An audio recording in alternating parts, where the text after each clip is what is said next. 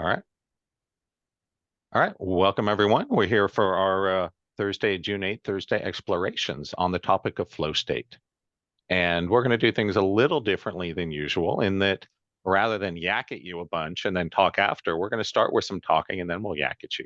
Fair enough? I'm here with my co-host for today, Nick Grant. Nick has the, I'm not sure if it makes it famous or infamous. He worked with the same dating coach that I did, Brian Bijin. And it was Brian that led me to Carl. And it was Brian that led Nick into this quantum field work and the movement and to work with me. So interesting, small world, huh? So Nick, go ahead and kick us off. Yeah, hi y'all. I think the first thing I want to we're planning on talking about flow state today, and I'm told that everybody knows that we're talking about flow state. So go ahead and unmute yourselves before you talk, but I'd love to hear a little bit from everybody on the call or anybody who's willing to talk. Like, what is your experience of flow state? What do you know about flow state? What do you think flow state is already? Yeah, so we'd love to hear either from everyone, because there's not a lot of people here. We'd love to hear something from everyone. What is your concept of flow state? What does it mean to you? Let's do that first, and then we'll share our experiences with flow state. Then we'll yak at you. And we got some cool videos to play. So who wants to go first? And if you don't start talking, I'm going to call on you. Thank you. Yes. Nick will, yeah, please go ahead. Go ahead, Ron. I'm not sure what the flow state is. My guess would be going into the quantum field, into the flow. That's just a guess. No, I think that's I think you're on the right track. We kind of wanted to get a sense of what your ideas are about flow state, and going, you know what, I don't know, is a perfectly legitimate answer. Mm-hmm.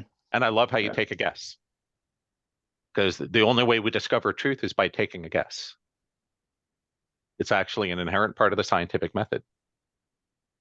So yeah, I think it's connected to the quantum field. I'm not sure I would call them exactly the same thing. I would say that the quantum field is a facilitator to the flow state. That you can be in the quantum field, you might call it a degree of flow state, but definitely very much overlapping, if not the same.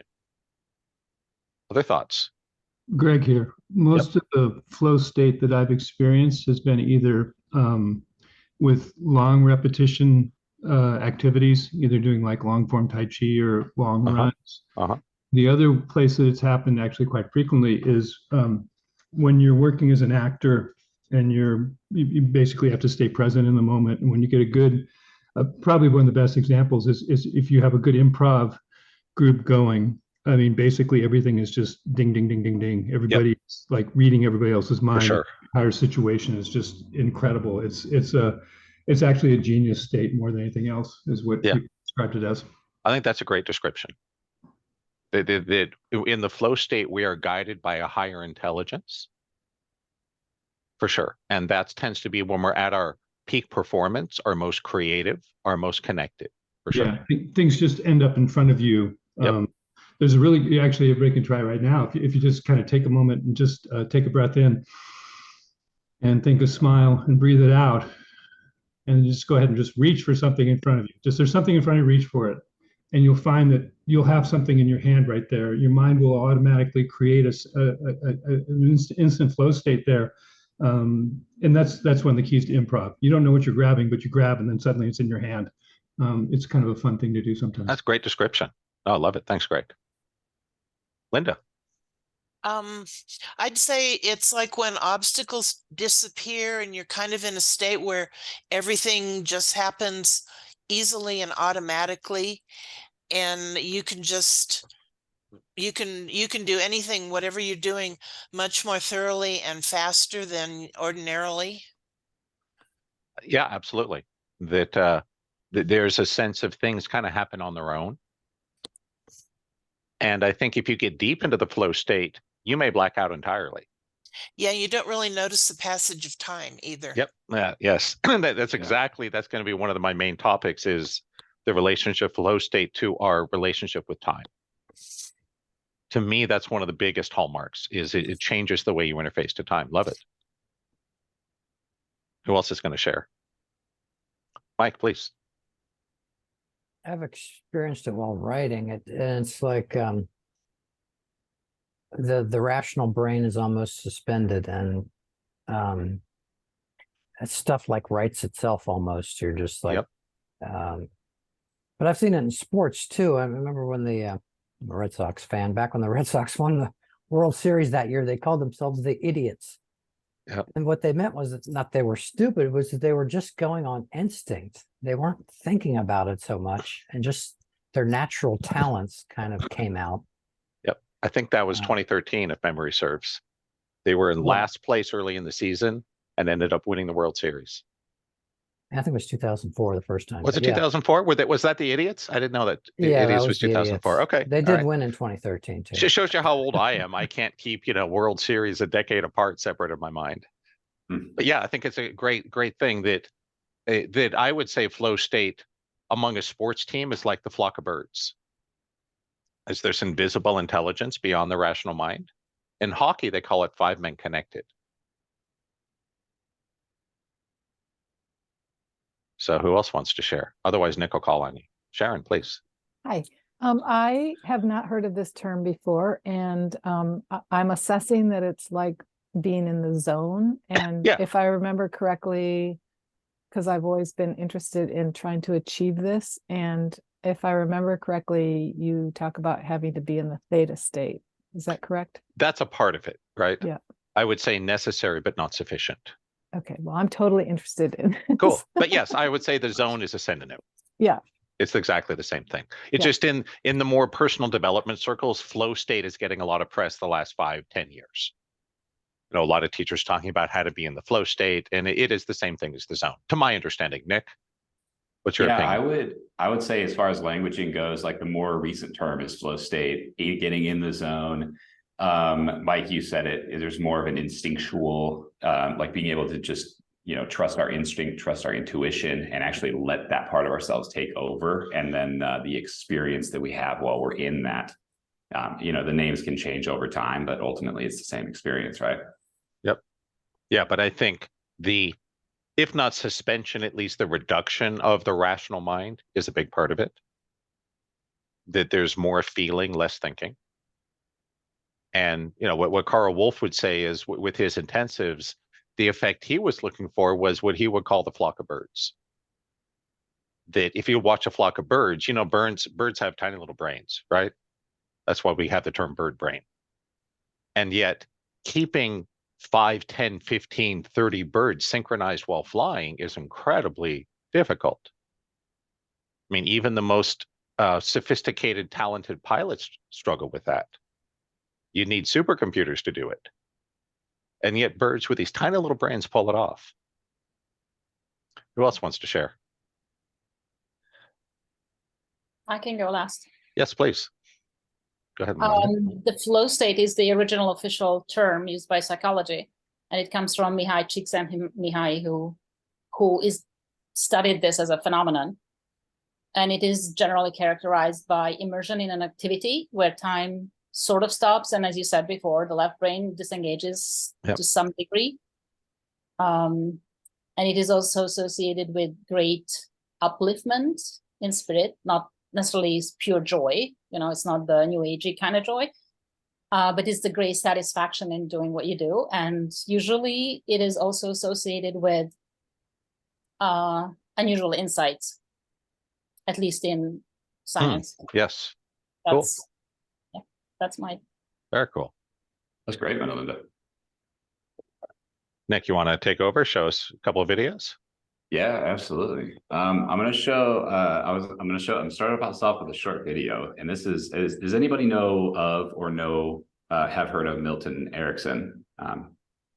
He's probably one of the most famous hypnopsychiatrists of all time. Hypnotherapist, sorry, wrong term. And what he's about to talk about in this video is one of the more interesting hallmarks of flow, where you go so deep into flow, so deep into presence that you actually completely forget that it happened.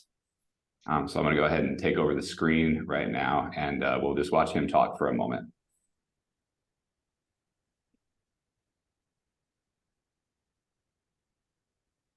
And is everybody seeing no, we're not. A little old? No? Nope. Oh, I haven't clicked share yet. That's why. Cool. Okay. You got it.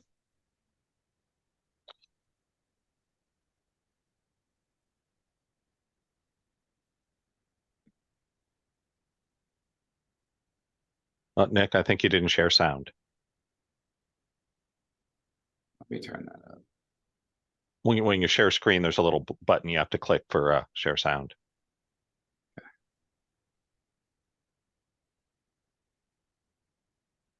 think you have to stop the screen share and do it again. Okay, you got to start over.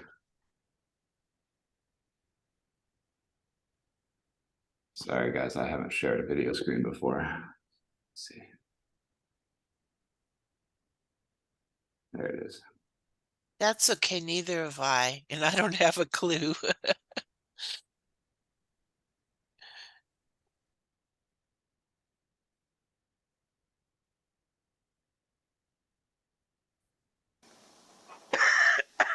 Called me Got up it. Okay. and said I've been reading a book on auto hypnosis for the past year.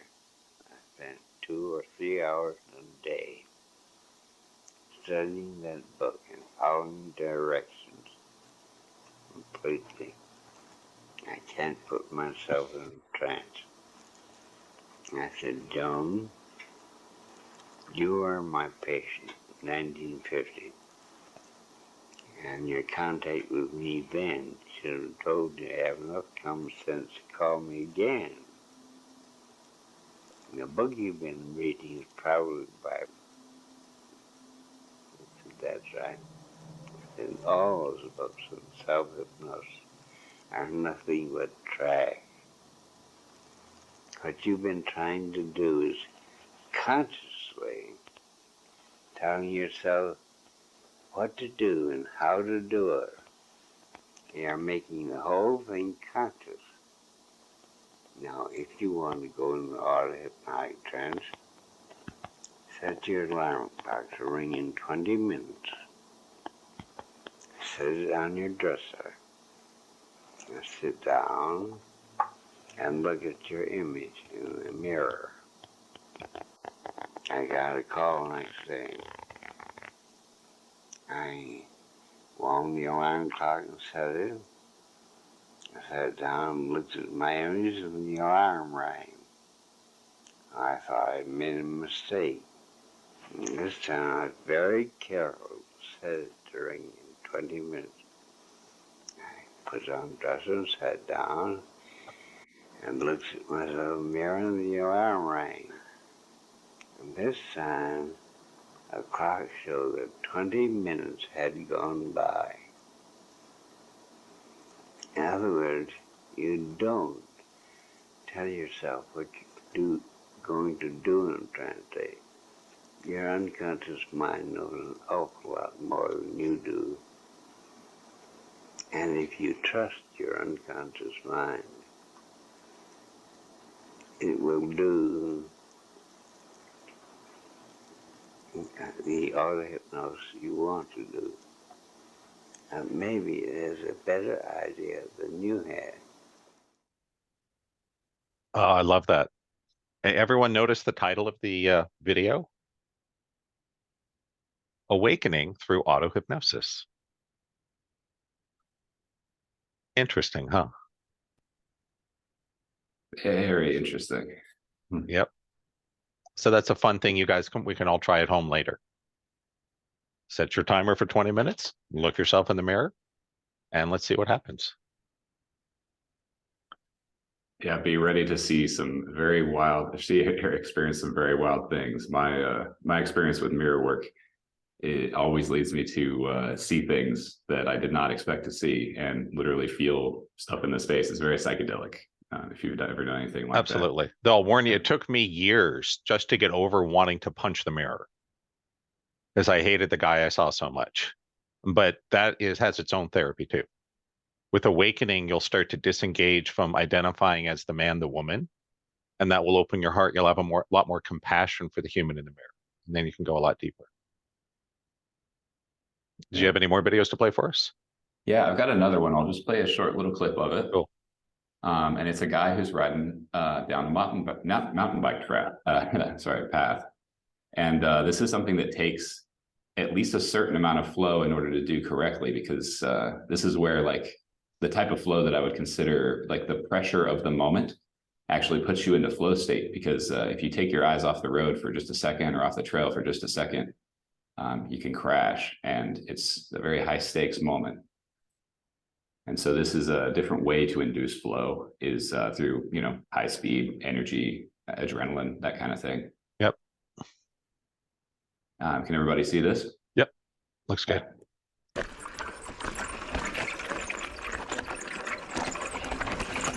And if you can hear it, pay attention to the sound of his breathing.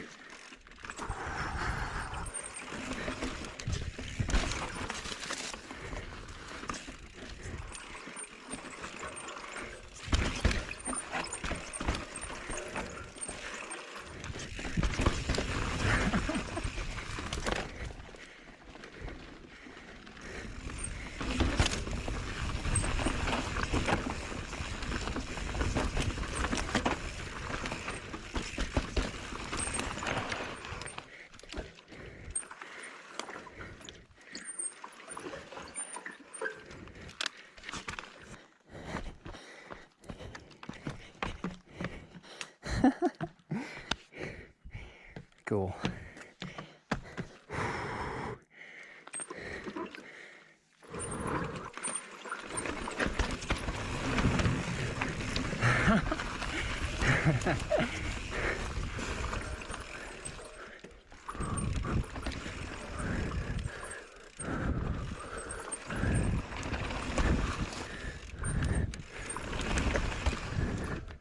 Oh, just a drop.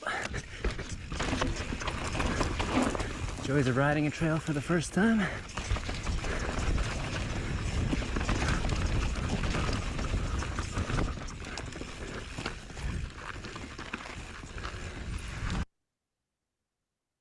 Awesome. That was you, right, Nick? I wish. Yeah. Not yet. Pretty impressive stuff. Especially, yeah, hearing that was the first time he's ridden that trail. I want to share just a little bit. I want to hear everybody else's thoughts on this too. But one of the things that I love about really connecting with his breath is that I start to be able to feel. Why don't you kill the screen share? Yeah, that's a great idea. I start to be able to feel his lower chakras, so I can feel his lower body in that breath, and I can actually feel how tight and relaxed he is. And I noticed that myself, if I lose track of him, I actually get more tense just watching the video than he is as he's riding. Made me tense. I don't know about the rest of you. Yeah. I'm like, oh crap, oh crap, oh crap. I'll give it back to you for now, Brent. I brought a little video too. I'm going to play just a few minutes of. Let me see, what's it called? It's this is actually a DVD I bought like 25 years ago. I think it's C'est Tot un Rendezvous. It's a guy driving a Ferrari at insane speeds through Paris. I think it's 1973. And it's funny that both Nick and I both independently chose like racing style examples, because that's where you have to be in the flow. That I didn't realize before I did a little bit of just amateur racing, just, you know, dip my toe in the water, that racing is about being hyper present and connected. If you go into your head for 1 second, not only are you going to lose the race, you could die. And it's so physically demanding. But I'll play just a little bit of it here because I think it's so awesome. And I'll give you guys the link too in the chat room. Or if you're watching this on YouTube, just go into YouTube and search for Ferrari driving fast through Paris. That's how I found it, right? But I actually bought this DVD years ago because I had heard about it. So we'll play just a little bit for you guys, because you got to be in the zone to do this. Oh, I forgot if I shared sound. Let me try again. All right, there we go.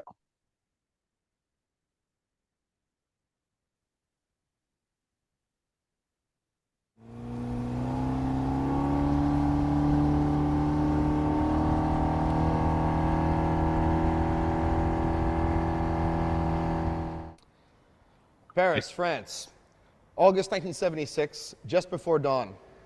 Here, filmmaker Claude Lelouch had a choice. Behind me, one of the most dangerous intersections in the city, the intersection of Rue de Rivoli and Rue de Rohan. As Lelouch entered this tunnel, 65 miles an hour, he had a choice: death or history. This is the true story of Rendezvous, the most famous street racing video of all time. Rendezvous, the most important racing film of all time. The creator of this video did create several years ago a short documentary explaining how he did it. I'm going to see if I can find more of the actual desire Lelouch must have felt every day of his life. Sorry guys, I got the wrong one.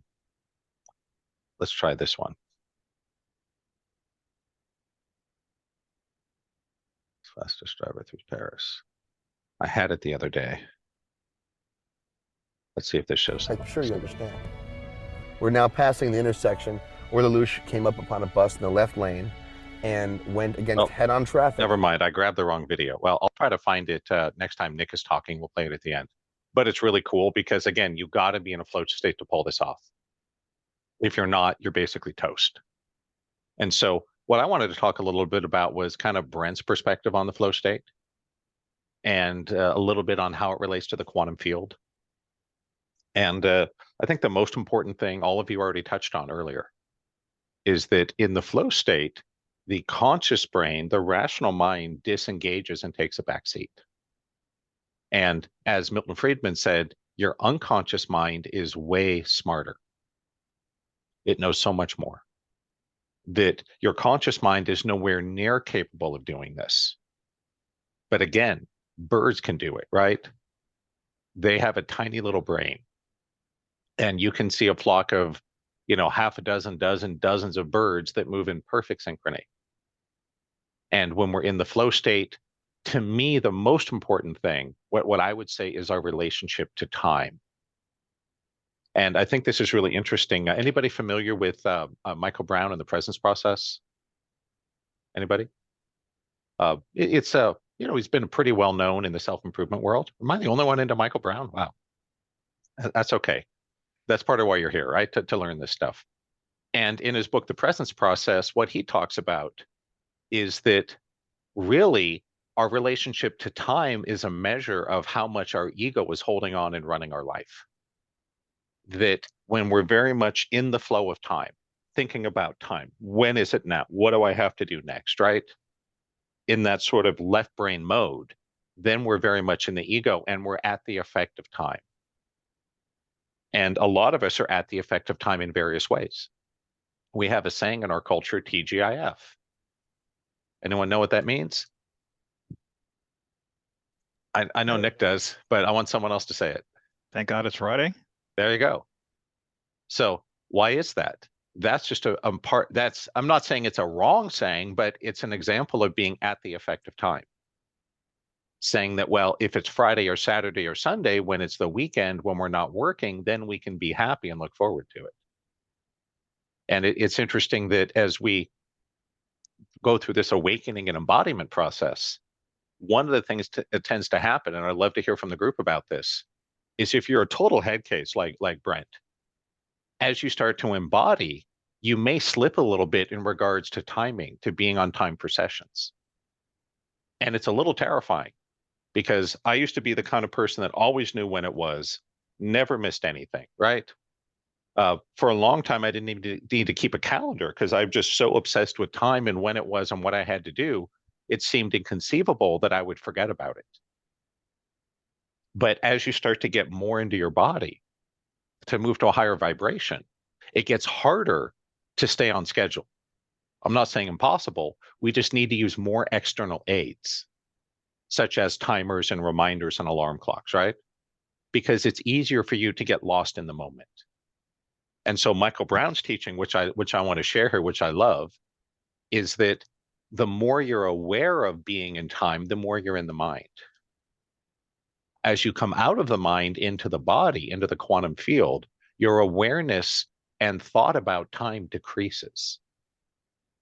So I think that's a huge thing for all of us. I wouldn't try to make it happen. I think trying to make the zone or the flow happens is a little backwards. It's like someone you really like trying to make them fall in love with you. Kind of doomed to failure, right? Most of the time, whatever you're trying to do to make someone like you is going to be the opposite. But when you're not expecting it, boom, you may drop into the zone. So time is enormous, at least in my experience. So the more you're thinking about what time is it, when is it now, what do I have to do, that's just dragging you into your head. It's not a wrong thing, right? If you have a lot of things and you got to be just on time, you will need the head to some degree. But I'll just caution everyone, if you are doing this work, especially the movement, the quantum field, and you're starting to get a little sloppy on time, good. That's a great thing. It's a hallmark you're on the right track. It's not just that you're getting old or getting Alzheimer's or losing your mind. Now, I'm not saying those other things aren't true, right? But I wouldn't jump there as your first conclusion. And I wanted to share a little about a couple experiences I've had in the zone, which I think are pretty interesting. My first experience of the zone, I was a kid. I must have been 6, 7, 8, 9 years old, something like that. And I was playing soccer. And I was playing defense, fullback, we used to call it back in the day, right? Now I think they call them defenders. And I was always the slowest kid on the team. By the way, that's one of the ways a child especially is too much in their mind if they're slow of foot without injuries or orthopedic issues. The more you can feel your body, the more athletic you will be, usually the faster you'll run. So that was one of many clues that there was really something wrong with little Brent. But so I was by far the slowest kid on the team. But at least until I was about 11, 10, 12 years old, I was actually a good player because I understood the game at an adult level, unlike most of the other kids. And so I was playing soccer, and I remember I was standing near midfield, and the other team had gotten a breakaway. And I remember thinking, oh man, the other team's going to score. And then I blacked out. I have no memory of the next 5, 10 seconds. When I retained my senses, I was sliding across the goal line, and I had just tipped the ball and saved a goal. And what everyone told me, my teammates, the coach, all the parents, they were there with their jaws dropped. They said, oh my God, Brent, not only have we never seen you move that fast, I don't think we've ever seen a kid your age move that fast. That evidently I was just a blur down the field. And based on what I remember, there was no chance I could have run back and saved the goal, right? If I could have done that with my mind, I would have. So I thought it was very interesting. I had an early experience of the zone where I did something that was far beyond my capabilities. And imagine if you could be there on a regular basis, right? But the relationship to time is so interesting because I blacked out. I have no conscious memory of it. And it's really only one of 2 times in my whole life when I lost time. That even when I've been really drunk, really stoned, taking psychedelics, I mean, you name it, head injuries, whatever, right? Short of like anesthesia and surgery, I never lose time. But I totally lost time. And what it shows is I was fully in the zone. My unconscious mind and body took over and did this incredible thing. At least by Brent standards, right? Ran super fast. Oh my God. Which is so interesting because I was so slow. I was always the slowest kid on the team. One of my other neat experiences with the flow state, I went to see a Dream Theater in LA last year. And it was so wild because I went there with one of my buddies, and great opening band. Dream Theater is always amazing. They played maybe 5 or 10 minutes, and I was trying to tune into the quantum field. And I was getting there, but I felt blocked. Right? There was like an obstacle, like, a rock in the stream that was disrupting the flow. And I heard an intuitive message, turn off your phone. That the radiation from my phone was interfering. So I told my buddy, dude, turn off your phone. So we both turned off our phones, and it was like getting launched on a roller coaster. Just whoosh, whoosh, right into the quantum field. And here was so wild that I had a memory and experience of the entire show. They played, 12, 13 songs for roughly 2 hours, right? And what I remember was they started playing the Count of Tuscany, which I knew was the encore. And my brain went, wait a second, that can't possibly be the encore. They've only been playing for maybe 5 minutes. Because I would have sworn not more than 5 minutes have passed, right? And I thought about it, I go, wait a second, they played this song and this song. And so again, I had a memory and experience of every song they had played. And when you added them all up, it was like almost 2 hours. But I would have bet my life that it wasn't more than 5 minutes, which is pretty wild, right? So time, I think, is really a key element here. The more we're thinking about time, worrying about time, stressing about time, the more it pulls us out of the flow state. The more we're letting the unconscious take over, the unconscious doesn't worry about time. There's a good question from Sharon. Can we control time? To a certain degree, yes. And that's actually one of the techniques I teach in the advanced trainings is time bending. Can you learn to bend and alter the flow of time? Yes, absolutely. It does take a little training and practice. It's not for people to just pick up and try with no training. That's why I only teach it in the advanced series, right? Just like someone that's never handled a weapon before, you don't hand them a fully automatic assault rifle. That's really dangerous, right? Learn to use a pistol first, right? And then a rifle. And then once you've had some training and experience, maybe then we can talk about the assault rifle, right? Not a great metaphor, but you want to be a little careful with this stuff. But I've had a lot of weird experiences. I won't spend time on it now because I talk about it a lot in the advanced trainings. But yes, you can learn to take some conscious control of the flow of time. But I would also warn everyone, trying to make yourself going to a flow state generally has the opposite effect. And I think the quantum field is a facilitator. I think that being in the flow state or the zone is pretty much the same as being fully immersed in the quantum field. I think it's just a matter of degree. That seems to be my understanding. And when you're deep in the quantum field, one of my favorite hobbies, I honestly, every time I do this, I feel bad for everyone else in the world that isn't, right? Well, okay, maybe not, Nick dating lots of hot women. Maybe I don't feel too bad for him, right? I feel bad for everyone that doesn't get to sit and listen to music and tune into the quantum field. And it doesn't happen every time, but you get to a place where you're okay just being present in the moment. You're not worried about what song is on or what's next or what time it is or any of that, right? Everything is okay as it is. I remember after I saw Nightwish for the first time, I was on a natural high. And I was in a flow state in my car, leaving, sitting in a parking lot jam, right? And I was perfectly content to be sitting in this big line of cars of everyone, trying to get home. I couldn't have imagined anywhere else in the universe it would be better to be, right? Normally, Brent comes out of a concert, a game, I'm like, damn it, traffic, let's get home, right? I got to get up, all that mind stuff, right? So I just want to highlight manipulating time. I'm not sure that's the way in. It's more of a hallmark, a reference point. That when time is slipping, passing in weird ways, when you're not aware of it, that's a hallmark that you're getting somewhat connected into that flow state.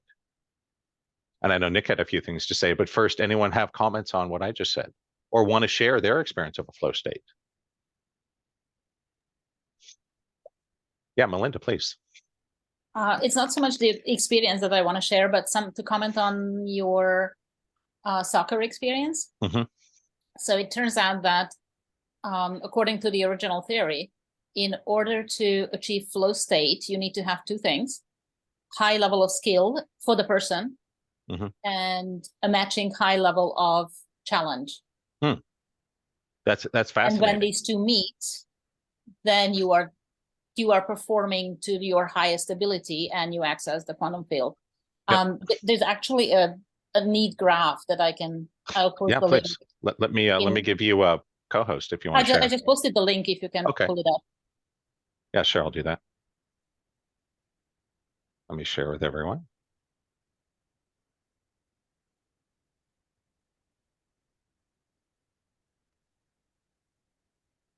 This one. Telling us to wait. That's ironic. We're talking about time in the flow state and the web page is telling us to wait. Okay, if it doesn't, then I'll just share. Yeah, we'll give it a minute. Okay.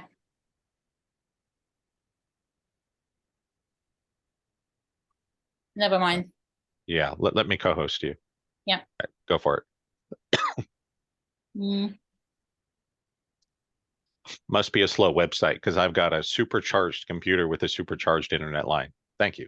Perfect. Do you guys see it? Yep. Okay, so that's where it is. Bottom, the x-axis is skill level, y-axis challenge level, flow you really get on the upper right corner. So I think it's a very, very interesting tool to assess whether or not you are actually, how you are doing in certain things, and how you feel about your skill level and challenge level. And yeah. And it's interesting that that certainly my soccer experience checked those boxes. Yeah, exactly. At that point, I had played for some number of years, 3, 4, 5 years. And the challenge was something that I normally could not have done the way I normally played. Yeah, exactly. But there was a challenge and you had some skill and it pushed you to your beyond your normal limit. That's right. And see, you don't hear of someone, for example, that's never pitched before throwing a 100-mile-an-hour fastball in the zone, right? Yeah. And the other thing I think is so fascinating here, notice that the flow state is surrounded by arousal and control. Yeah. And as a dopamine-driven, high-achieving kind of person, that's my wheelhouse. I love those states. I love having a big challenge and a big energy and hitting it as hard as you can, right? Seeing what you're capable of, you know, doing things that are supposed to be difficult or impossible. Yeah. So great share. Thank you. I want to add to this really quick. I love that you brought up this graph, Melinda, and what you're describing, because one of the things that I like to talk about with flow is that you can actually be in what I would consider like a baseline flow state without necessarily that challenge, but it will feel oftentimes very boring, right? So that low level, that like your high skill, low challenge, if we actually let go of all the anxieties of the mind, all the things that we need to do, we think we need to do, and just get into the present moment, and we're not challenged by anything, it's boring. Like flow state is completely boring. You're just kind of here. Not a lot's happening. But that is, it is a sign of flow state, and it can be very healing for the body to just spend some time there. And it's interesting what you say about the challenge and skill, because when I think about the experiences I've had with music where I go into the flow state, you guys probably know I love very challenging music, really progressive, lots of weird syncopation, key changes, something that you can't just listen to in the background. It will give you a headache. You must be fully present to follow along with. And I'm not sure I've gone into a flow state listening to more simple music. I'm not saying it's impossible. But when I think of the ones that come to mind, it's like Dream Theater, Nightwish, Fates Warning, really proggy, complex, high musicianship, high level stuff. Not only hard to play, but also hard to listen to. Other comments, shares? Yeah, Ron, please. Tell me if this is the flow state. Like in moments of a crisis, my body quite a few times seems to just take over. Yep. Like catching something before it hits somebody in the head. It feels like my arm stretched out 5 feet, and I didn't even think about it. It just happened. Or catching myself in a fall, doing a perfect somersault, and it again just happened, not thinking of it. Absolutely. I've had a few experiences with driving like that. I can think of 2 that come to mind, where based on rational thought and physics, I was sure I was going to wreck. There's no way I can avoid this thing that came in front of me. And then somehow I did. And I'm still not sure if I pulled off some superhuman maneuver in the flow state, or if I just briefly dematerialized in something and drove right through it. I don't know, right? Hard to know. And but in case you guys didn't know, that is to say the flow state can feel quite magical. Yes. Just so you know, that whole dematerializing things is a very real thing. And a lot of us have experienced that. Anyone ever been looking for something and you drive by 7 times and it's not there? And then you call someone and they tell you when you look and suddenly it's there. You're like, what the hell? That your mind unmapped it and dematerialized it. It was not in your reality. And if you were driving a car, you could have gone right through it. Why? Remember, the whole world is an illusion. It's all hologram, right? The only reason you crash when you run into something solid is your belief systems and electromagnetic fields. You can suspend those, you can drive right through things. Carl Wolf claimed that he had put his hand through a wall and then he could do it again. And again, I didn't see this with my own eyes, right? But what he said was, if he did it in front of other people, one of 2 things would happen.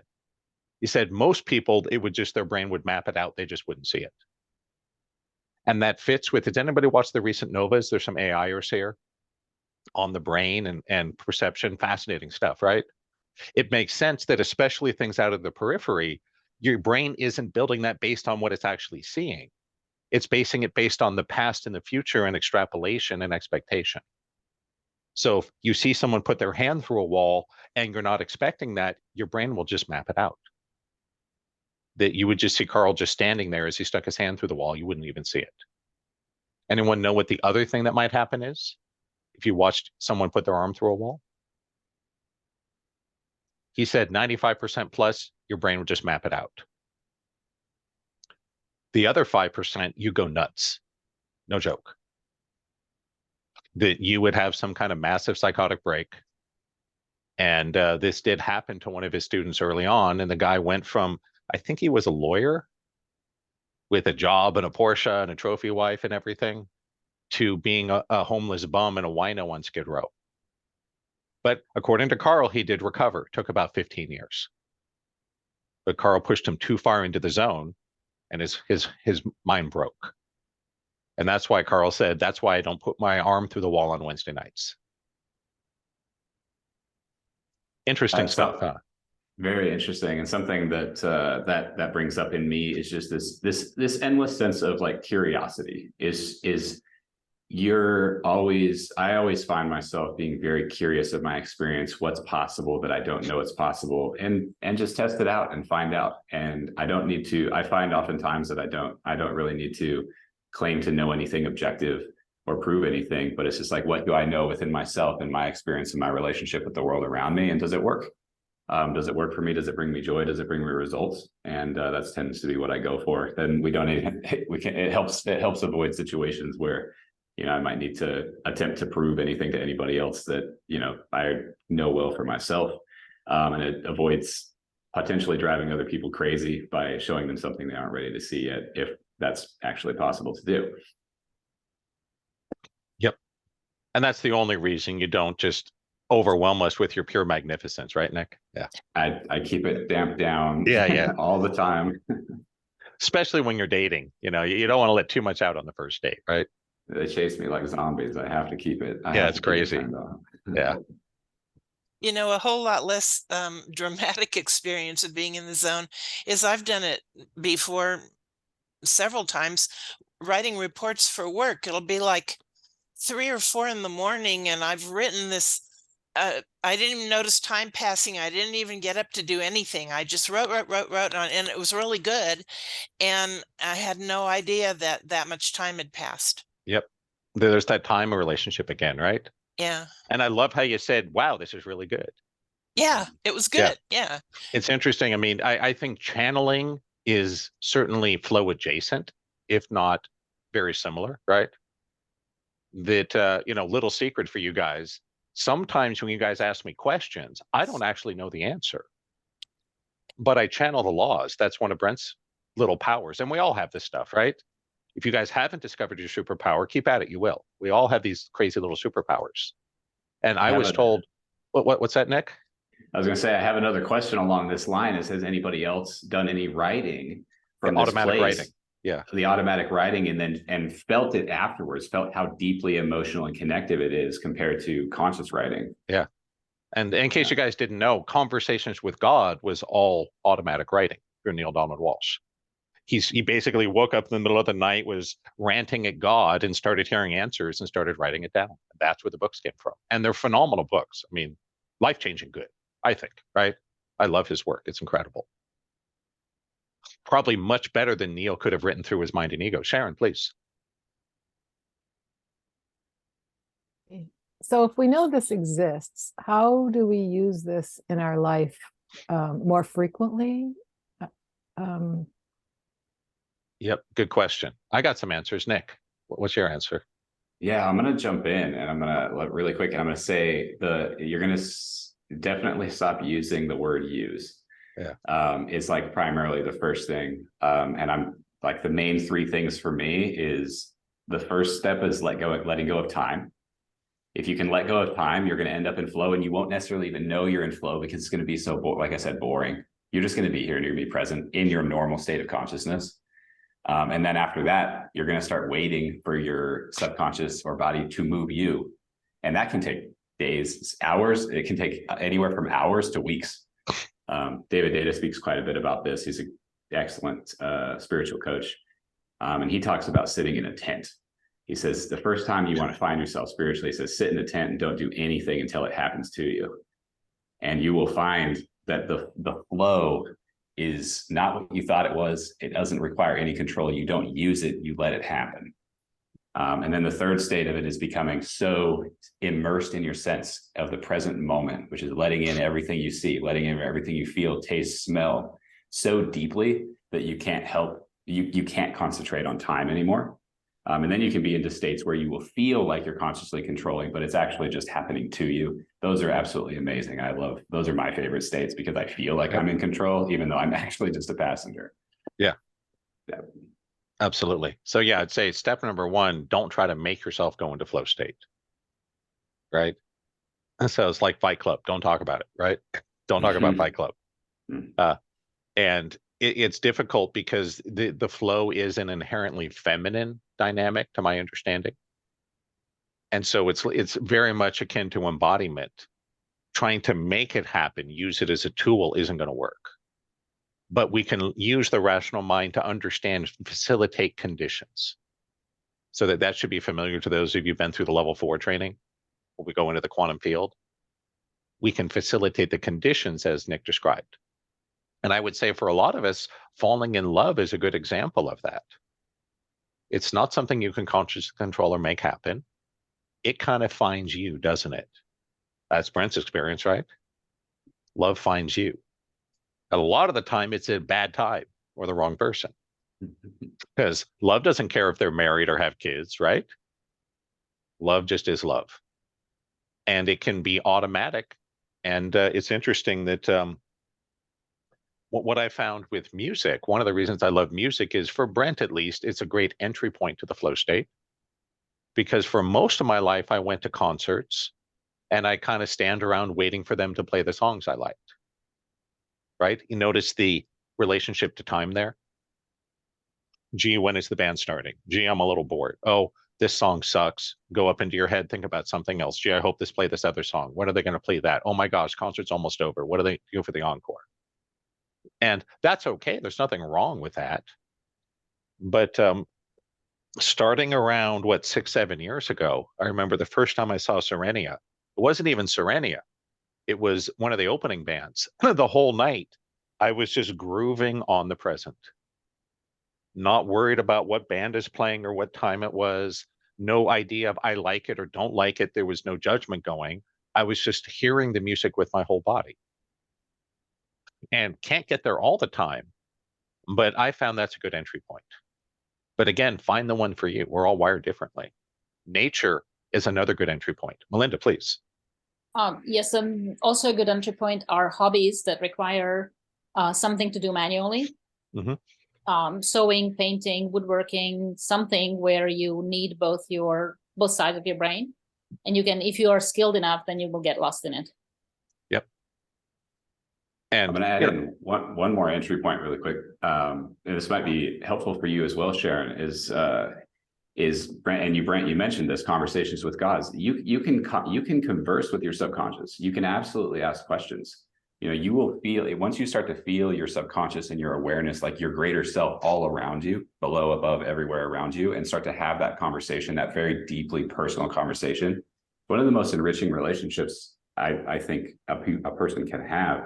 But you can have that conversation. You can start to ask, like, how can we have this? How can we do this? And you'll get clear answers. You'll get better answers from your own internal compass than I could ever give you for your personal being. And so start that conversation, have that conversation. It's a great way to go.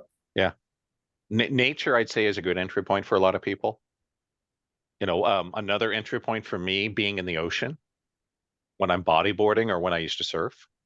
There's some magic to bobbing up and down on a wave, floating, being supported. So, again, we're all wired differently. If you guys go out and replicate the conditions that worked for me or Nick, it probably wouldn't work for you. One, because you're wired differently, and two, too much ego. Y'all see that? Most of the time it finds you. And I've also learned if you go to a concert with me, I'm going to tell you, shut the F up. Don't talk to me during the concert because I'm really annoyed when someone breaks my flow state. Because, you know, it happens on its own, but you can be pulled out. So I'm like, you can text me, right? But I usually leave my phone off. Again, just a warning. EM does seem to interfere, at least for Brent. So you might want to turn off your cell phone, turn off your Wi-Fi router. Because I found that EM radiation does interfere with getting into the quantum field with the flow state. Whether that's just my belief or there's some physiological basis, I'm not sure. But that's been a pretty consistent experience.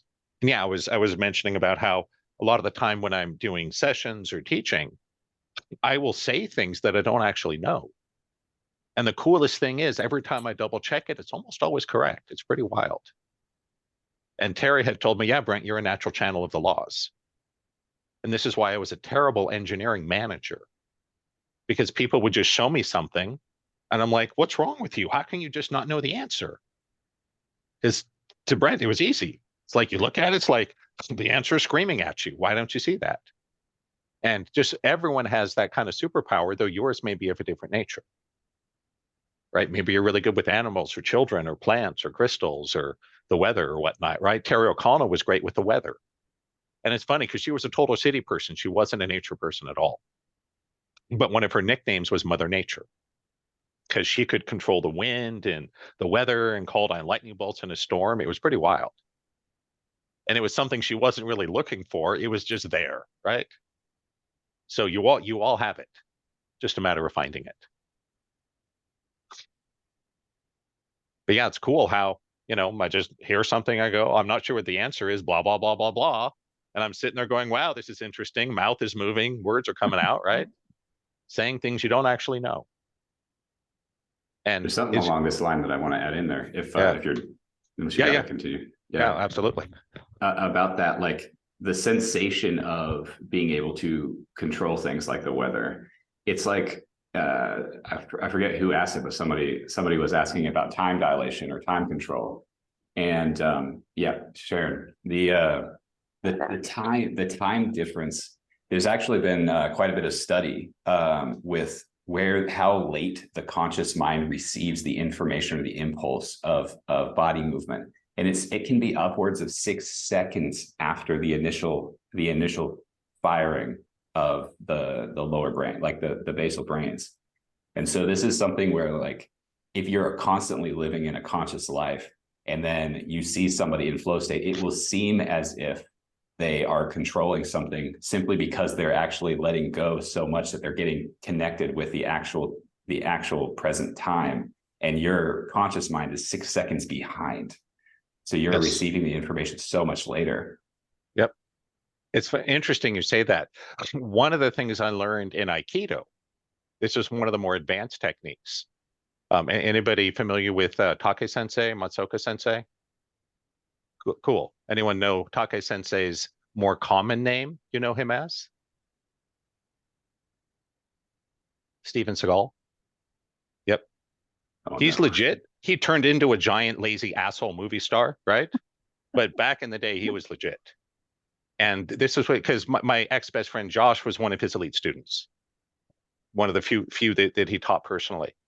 And this is what he taught, that when you watch Aikido, it looks like someone who's really connected, really good at Aikido, starts moving before the aggressor starts their attack.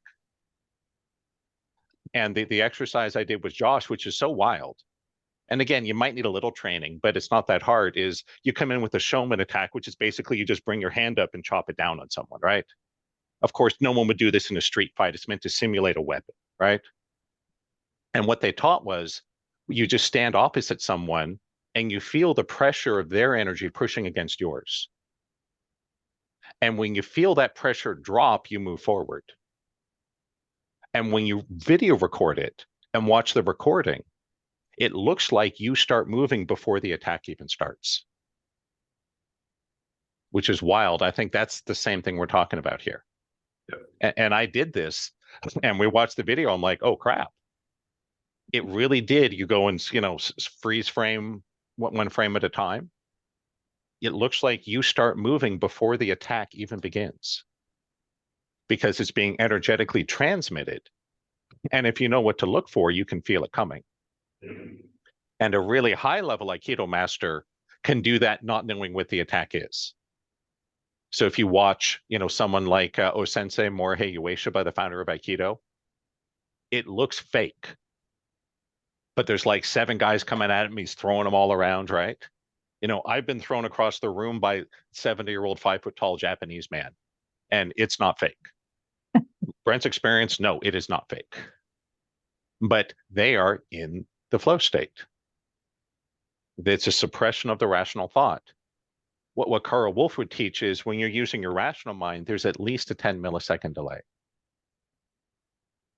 And that's why people that think through what they're saying, it seems they're a little slower. There's a little delay. Children don't have this. They speak without thinking. And it's interesting, Nick, you said the 6 seconds, because that was the same number I saw in the Max Planck Institute studies on people making a decision and their brain making the decision. There was about a 6-second delay. That if you could look into the brain, the decision is made, and only 6 seconds later do you have awareness of that decision. So I think it's all the same stuff we're talking about here. Yep. And at some point, there is a way, I only know because I've experienced it, there is a way to consciously experience that exact timing, or the sensation, at least the sensation of that timing, where when you feel like you're actually in that present flow state, you can set that same awareness that you were able to have through rewatching a video of that movement.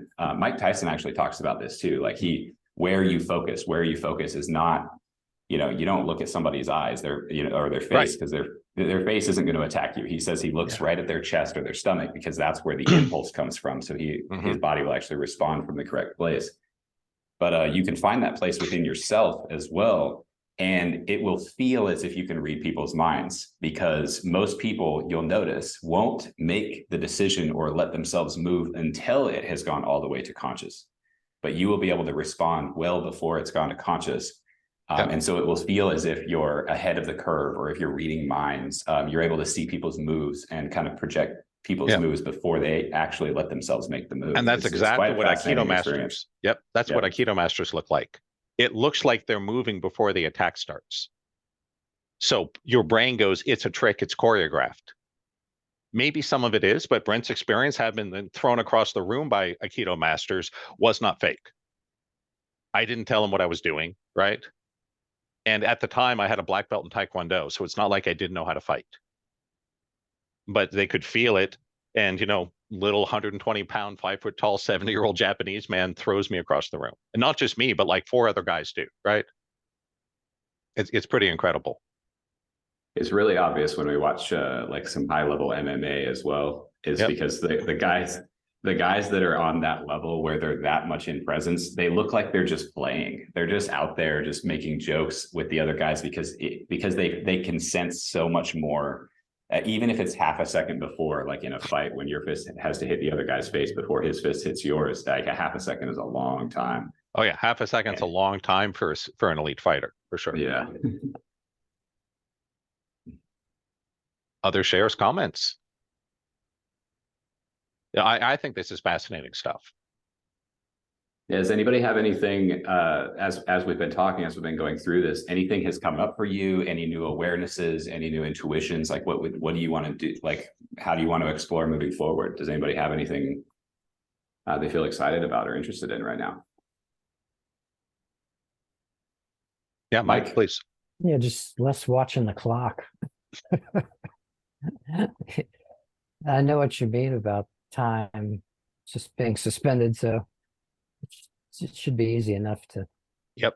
But I'll just warn everyone, you need to have more reminders and precautions, because I've missed interviews. I've been 40 minutes late for a client session, and that horrifies Brent, because I've had recurring nightmares my whole life about being late for things like sessions or classes and interviews, right? So part of me is terrified of it. But as you get more in your body, you won't pay attention to the time, so you need more external reminders. Now, I even give producers and hosts my wife's phone number, I'm like, if for whatever reason I don't answer, call her. Right? I might be like lost in a conversation or a song or something and totally forgot what time it was and where I was and what I had to do that day, right? So it's a great thing. Just be aware. Don't be a flake. We have the technology, right? Cell phones, computers, other people. Yeah. Technology is one way to do that. And just to add into that element is you can also just ask yourself to remember to like wake up your conscious mind at whatever time. And if you start getting good at that, your subconscious will get really good. If you build that relationship with yourself, your subconscious will get really good at just waking the conscious mind up.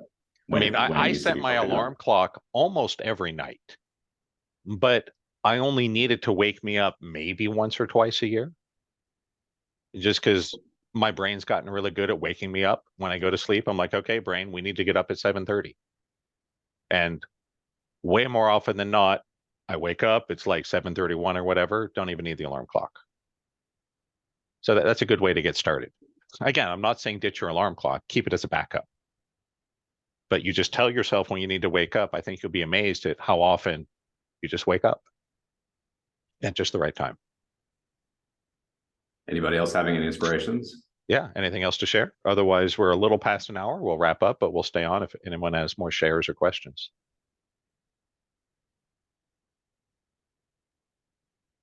Don't everybody go at once. Otherwise, I'm going to make Nick hand out wristbands. Do they still do that? Or now everything's online? So back in the day, you'd like show up to get concert tickets, you get a wristband, right? Am I the only one that went to concerts back in the old days? I hope not. All right, cool. Well, we will wrap up for today. Thanks to Nick for joining us and sharing his inspirations and messages. And give me 1 second to look at the calendar. Before we finish, I'm going to tell you guys when the next live session is planned. And I want to leave an open call. Yes, go ahead. Most likely it's next week. Is it next week? Okay. And I just want to put an open call for anyone that would like to lead or co-lead a session. That we had a whole bunch of interest when we first started, but there's going to be a lot of holes in the calendar coming up. And, you don't have to be a world's expert, but all of you have valuable experience and knowledge to share. Every single one of you. You just may not see it as such. So here's a trick. What is it you could share that you think is no big deal because everyone knows that? That's where your expertise is. That's one of the ways you find your hidden skills, talents, knowledge, right? Mm-hmm. You go, oh, I could talk about X, Y, Z, but everyone knows that, or that's too easy, right? That's your clue. So I would love to see more people wanting to take the lead to host or co-host. So yes, we have next week, we have Melinda with the Biology and Neuroscience of Belief Part 2. And part 1 was amazing. So definitely tune in. It will be same time next week. And then we are tentatively off the week of the 22nd and the 29th. Will be me and Nick talking about waking up the world. In other words, okay, you got all this great spiritual knowledge, right? Living in a world full of sheeple and sleepers. Yeah. What do we do about our friends, our family, right? I know it's a bad word nowadays, but why is the world so full of idiots, right? But a lot of these idiots are people we love and care about. So what do we do with that? That's a great idea. Yeah, I love that idea. Yep. What do we do there? All right, awesome. Thanks everyone for coming, and we'll see you next week. Same bad time, same bad channel. Thanks, Until everybody. Next time. That was Thank great. you. Take care. Yeah, thank you. Namaste. Bye, everyone.